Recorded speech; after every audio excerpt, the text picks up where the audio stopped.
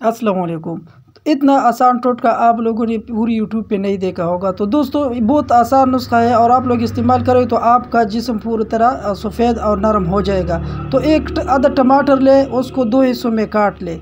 आप जब आपने इससे काटा तो आप इसको बेसन में मिक्स करें। आप लोग इसे बेसन में मिक्स करें।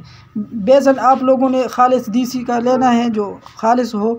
तो आप लोगों ने एक टमाटर को बेसन में मिक्स करना है और उसके बाद आप लोगों ने इसे शक्कर यानी चीनी में मिक्स करना है।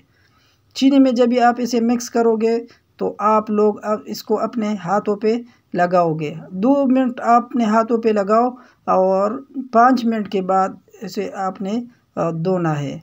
तो इसी तरह लगाना है। अभी आप देखोगे कि ये हाथ आप देख सकते हैं।